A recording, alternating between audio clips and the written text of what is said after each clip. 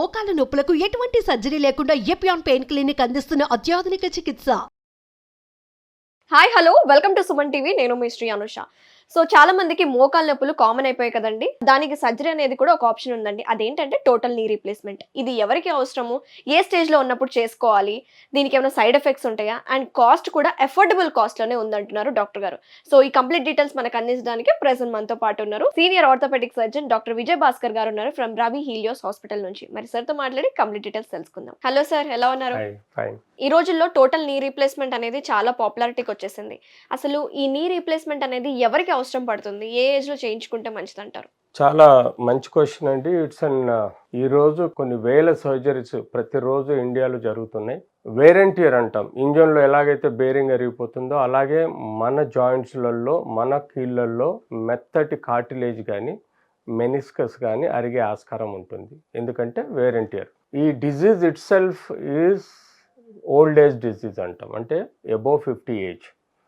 So ఎర్లీగా వచ్చిందంటే history of trauma ఉండాలి, అంటే దెబ్బ తగలడం. మోస్ట్లీ మన అన్ని జాయింట్లలో కల్లా మేజర్గా weight bearing more active joint ఏదంటే అది నీ అంటే మోకాలు. మోకాలు is like A hinge joint అంటాం, ఇలా తెరుచుకుని ఓపెన్ అవుతూ ఉంటుంది.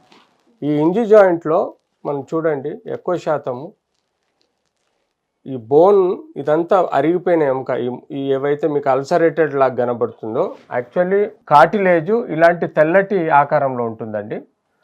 ఈ తెల్లటి ఆకారం పోయి దాదాపుగా 2 mm 3 mm ఆకారంలో ఉండే తెల్లటి ఆకారం పోయి ఈ ప్యాచ్లుగా ఏర్పడేది డీజనరేటివ్, అంటే అరిగే వేర్ అండ్ టియర్ ప్రొసీజర్ అంటారు. ఇంజన్లో బేరింగ్ చర్రాలు ఎలా అరుగుతాయో అలాగే మన మోకాళ్ళల్లో ఈ మెత్తటి కార్టిలేజ్ అరిగిపోవడం మొదలవుతుంది. ఎప్పుడైతే ఇలా అరిగిపోతుందో మన వెయిట్ బేరింగ్ పార్ట్ ఎక్కువగా ఇన్నర్ సైడ్ ఆఫ్ ద నీ, అంటే లోపల సైడ్ మోకాలు లోపలికి బరువు పడుతుంది కాబట్టి ఇన్నర్ సైడ్ ఆఫ్ ద నీ ఎక్కువగా అరుగుతుంది. సో ఇది 4 స్టేజ్లుగా అరుగుతుందండి. ఒకటి స్టేజ్ 1 అంటే 25% అరగడం, స్టేజ్ 2 అంటే 50% అరగడం, స్టేజ్ 3 అంటే 75% అరగడం, స్టేజ్ 4 అంటే 100% అరగడం. సో మనకి ఇనిషియల్గా ఒకసారి మోకాలు అరగడం మొదలవుతే వాపు, నొప్పి, అలాగే రెడ్నెస్, అలాగే స్టిఫ్నెస్, మూమెంట్ స్టఫ్గా ఉండడం, అంతేకాకుండా మోకాలు వంగిపోవడం, ఇలా ఉండే మోకాలు ఇలా వంగిపోవడం, ఇలాంటి డిఫార్మిటీస్ ఇనిషియల్లీ స్టేజ్ 1 నుంచి మనకు రావు, స్టేజ్ 4లో వస్తాయి. సో ఎప్పుడైతే స్టేజ్ 4 డ్యామేజ్ ఉంటుందో 3 తర్వాత ఆర్ స్టేజ్ 4లో ఎప్పుడైతే ఎంత డ్యామేజ్ ఉంటుందో అప్పుడే replacement surgery indication. So take it for grant, surgery అన్నది రీప్లేస్మెంట్, జాయింట్ రీప్లేస్మెంట్ సర్జరీ అన్నది స్టేజ్ 3 ఎండింగ్లో కానీ ఆ స్టేజ్ 4లో ఉన్న జాయింట్కి మాత్రమే సర్జరీ అవసరము. స్టేజ్ 1 to 3 వరకు కూడా సర్జరీ అవసరం లేదు. There is alternate methods. వాటికి మనం మాత్రలు ఇవ్వచ్చు, ఫిజియోథెరపీ ఇవ్వచ్చు, బ్రేసెస్ ఇవ్వచ్చు, సమ్ టైమ్స్ ఇంజెక్షన్స్ కూడా ఇవ్వచ్చు. కానీ స్టేజ్ 3 దాటిన స్టేజ్ 3 తర్వాత 4 వరకు తప్పనిసరిగా ఈ జాయింట్ రీప్లేస్మెంట్ అనేది చేయడం. దాని తర్వాత సైడ్ ఎఫెక్ట్స్ ఏమైనా ఉంటాయంటారు? So actually absolutely side effects అనేది మనకు అవుట్ ఆఫ్ 100 కేసెస్లో 1 to 2 కేసెస్లలో మనకు సమస్యలు ఏర్పడవచ్చు. ఆ సైడ్ ఎఫెక్ట్స్ ఇన్ఫెక్షన్ కావచ్చు, లేకపోతే డిస్లొకేషన్ కావచ్చు, or loosening of the processes కావచ్చు, or any other particular arthritis వ్యాధులలో ఉండే సమస్యలు కావచ్చు. So 2% complications or side effects గురించి మేము ఆలోచించాం. 98% సక్సెస్ రేట్ ఉంది కాబట్టే ఈ ప్రొసీజర్ అనేది సక్సెస్ఫుల్గా చేస్తున్నాం. ఇప్పుడు ఈ ప్రొసీజర్ చేయించుకున్న వాళ్ళకి మనం తీసుకోవాల్సిన జాగ్రత్తలు ఏమైనా ఉంటాయా? Absolutely right. సో జాగ్రత్తలు అంటే ఇది ఆర్టిఫిషియల్ జాయింట్. ఆర్టిఫిషియల్ జాయింట్ అన్నప్పుడు you should be very careful. Artificial జాయింట్ని మీరు ఇనిషియల్గా బ్రేస్ సపోర్ట్ తోటి నడవాలి. ఒకసారి బోన్ సిమెంటు ఈ ఇంప్లాంట్ సెట్ అయిపోయిన తర్వాత మజిల్ పవర్ పెంచుకునే విధంగా మంచి ఫిజియోథెరపీ చేయాలి. ఎందుకంటే మోకాలు చుట్టూ ఉండే కండరాలు, లిగమెంట్స్ ఇవన్నీ స్ట్రాంగ్ ఉన్నప్పుడే నీకు నడవడానికి అనుకూలంగా ఉంటుంది. సో అబ్సల్యూట్ ఈ కేర్ అనేది మీరు తీసుకోకపోతే there is a possibility of dislocation, any complications రావచ్చు. సో మనం ఇదంతా ఏదైతే డ్యామేజ్ అయిందో ఈ జాయింట్ ఈ వైట్ స్ట్రక్చర్ని మొత్తం మనం కట్ చేస్తాం ఇలా నీట్గా కట్ చేసి దీనిలో మనము మెటలాన్ ఫైబ్రో ప్లాస్టిక్ ఎలిమెంట్ ఉంటుందండి. మెటలాన్ ఫైబ్రో ప్లాస్టిక్ ఎలిమెంట్ అంటే ఇందులో చూడండి మీరు, ఇది మెటల్ అండి. ఈ మెటల్కు పైన కూడా ప్లస్ మెటల్ ఉంటుంది, ఇందులో మెటల్ ఉంటుంది, మధ్యలో ఫైబ్రో ప్లాస్టిక్ ఎలిమెంట్ ఉంటుంది. సో ఈ metal made of stainless steel ఉండొచ్చు, లేకపోతే మాలిబ్డినం ఉండొచ్చు, టైటానియం ఉండొచ్చు, రకరకాల మెటీరియల్స్, మెటల్ మెటీరియల్స్తో ఇది బోన్ సిమెంట్తో ఫిక్స్ చేయడం జరుగుతుందండి. సో బోన్ని, ఇర్రెగ్యులర్ ఉన్న బోన్ని స్ట్రైట్గా కట్ చేసి, ఆ కట్ చేసిన తర్వాత బోన్ సిమెంట్తో పాటు ఈ కరెక్ట్ యాంగిల్, ఒక యాంగిల్ వరకు తీసుకునే ఇంప్లాంట్స్ తీసుకొని ఆ బయోమెకానికల్ యాక్సిస్ కరెక్ట్ ఉందా లేదా దాన్ని బట్టి బోన్ సిమెంట్ తోటి ఈ ఇంప్లాంట్ కూర్చోబెడతాము. ఈ ఇంప్లాంట్ కూర్చోబెట్టిన వితిన్ 3 to 4 minutesలో ఈ సిమెంట్ సెట్ అయిపోయి ఫిక్స్ అవుతుంది. సో ఎప్పుడైతే ఫిక్స్ అవుతుందో అది మనకు ఇట్స్ ఎ పర్మనెంట్, మనం తీయాలన్నా కూడా చాలా కష్టము.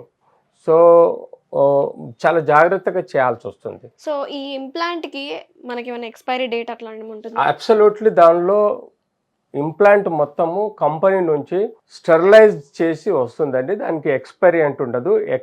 ఆ మెటలాన్ ఫైబ్రోప్లాస్టిక్ పాలీఇథిలిన్ కాబట్టి దానికి స్టెరిలైజేషన్ ఏదైతే ఉందో అది ఒక ప్రాసెస్ ద్వారా చేసిన తర్వాత దాన్ని ప్రాపర్గా ప్యాకింగ్లో పంపించడం జరుగుతుంది. దానికి ఎక్స్పైరీ, ప్యాకింగ్, స్టెరిలైజేషన్ చేసే ప్యాకింగ్కు ఎక్స్పైరీ డేట్ ఉంటుంది. సో ఎప్పటికప్పుడు మనం ఫ్రెష్గా స్టెరిలైజేషన్ చేసుకొని తెప్పించుకోవడం జరుగుతుంది. సో ఎప్పుడైతే మనం ఇది ఫిక్స్ చేస్తామో, బోన్ సిమెంట్ తోటి ఫిక్స్ చేస్తామో, సమ్ టైమ్స్ బోన్ ఫిక్స్ తోటి ఫిక్స్ చేసినప్పుడు కొంతమందికి ఆ హీట్ వలన fat globules lungs by pulmonary embolism వచ్చే ఛాన్స్ ఉంటుంది. కొన్ని రిస్క్లు, అనస్థీషియా ఉంటాయి, వాటి ప్రకారం జాగ్రత్తగా ఉండాలి. ఒకసారి ఫిక్స్ చేసిన తర్వాత ఈ లిగమెంట్స్ చాలా ఇంపార్టెంట్. ఈ లిగమెంట్స్ టైట్గా ఉన్నాయా లేదా, అంటే కరెక్ట్గా దానికి మూమెంట్కి ఏమాత్రం అడ్డంకు లేకుండా సరిగ్గా పనిచేస్తున్నాయా లేదా అనేది ఈ లిగమెంటు మనం బ్యాలెన్స్ చేసుకోవాలి. Proper implant, proper bone cement పెడితే ఇలాంటి ప్రాబ్లమ్స్ రావు. సో అది ఫిక్స్ అయిన తర్వాత మొబిలిటీ అంతా చూసి ఆ తర్వాత డే 1 బ్రేస్ సపోర్ట్ తోటి మనం బెండింగ్ ఎక్సర్సైజెస్ డే 2 చేయొచ్చు. డే 1, డే 2 చేస్తాం. డే 2లో possible patient is very comfortable with walker non weight bearing walking చేయించుతాం, or partial weight bearing walking చేయించవచ్చు. This is the only surgery within 1 డేలో అతన్ని నడిపించగలుగుతాం. ఈ టోటల్ నీ రీప్లేస్మెంట్లో అడ్వాంటేజ్ ఏంటంటే ఎంత తొందరగా నడిపిస్తే అంత సేఫ్, అంత మంచి రికవరీ ఉంటుంది, స్టిఫ్నెస్ ఉండదు, కాస్ట్ ఎఫెక్టివ్ ఉంటుంది. కాస్ట్ అబ్సల్యూట్లీ, కాస్ట్ అనేది it depends on the hospital infrastructure అండి. యూజువల్గా ఇప్పుడు ఎన్సిపి నేషనల్ కంట్రోల్ ప్రైస్లో ఉన్నాం కాబట్టి అందరికీ ఈ ఇంప్లాంట్స్ 60,000 లోపలనే వస్తున్నాయి. బట్ దానిలో చూజ్ చేసుకునే మోడల్ని బట్టి కొంత 60,000 to 80,000 వరకు అవ్వచ్చు. బట్ ఓవరాల్గా హాస్పిటల్ స్టేటస్ని బట్టి, వాళ్ళు తీసుకునే రూమ్ షేరింగ్ని బట్టి కాస్ట్ పెరుగుతుంది. ఇది దాదాపుగా 1.5 lakh నుంచి 3 lakhs వరకు. ఈ మధ్య కాలంలో మీరు చూసి ఉంటారు, నావిగేషన్ ద్వారా మీకు టోటల్ నీ రీప్లేస్మెంట్ చేయడము, రోబోటిక్ ద్వారా మీకు టోటల్ నీ రీప్లేస్మెంట్ చేయడం అనేది కొన్ని అడ్వాన్స్డ్ టెక్నాలజీస్ చూసాం. అబ్సల్యూట్లీ మాన్యువల్గా చేసేదానికి, ఈ 2 పద్ధతులు చేసేదానికి డెఫినెట్లీ డిఫరెన్స్ ఉంటుంది. అది అక్యురసీ పెంచుద్ది. సో నావిగేషన్ అనేది మీకు కరెక్ట్ అలైన్మెంట్కు అక్యురసీ పెంచితే, రోబోటిక్ సర్జరీ మనుషులే చేస్తారు, రోబోట్ చేయదు, డాక్టర్లే, సర్జన్సే చేస్తారు. బట్ మనం కట్ చేసే బోను కరెక్ట్ అప్రోప్రియేట్ ఇంప్లాంట్ లెవెల్లోనే కట్ చేసుకుంటుంది. సో మాన్యువల్గా చేసేదానికి రోబోటిక్ సర్జరీకి టెక్నికల్గా మనకు ఒక వెసులుబాటు ఉంటుంది. ఏది మనకు ఎగ్జాక్ట్లీ ఇంప్లాంట్ పెట్టేంత వరకే బోన్ కట్ చేసి లెవెల్స్ని చూపెడుతుంది.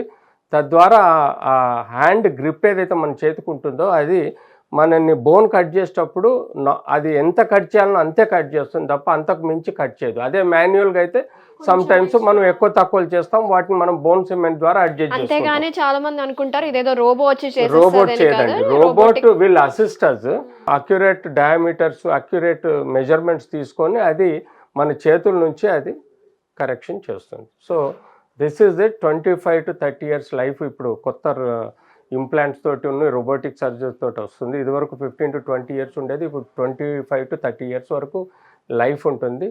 ఎలాంటి 1 to 2% కాంప్లికేషన్స్ ఎవరికైనా వస్తాయి, వాటిని పక్కన పెట్టేసి 98% రిజల్ట్స్ ఉంది కాబట్టి ఈ ప్రొసీజర్స్లో మంచి రిజల్ట్స్ వస్తాయి. వెరీ నైస్ అండి. Thank you so much Thank you. Doctor గారు, చాలా Thank you. డీటెయిల్గా ఎక్స్ప్లెయిన్ చేశారు.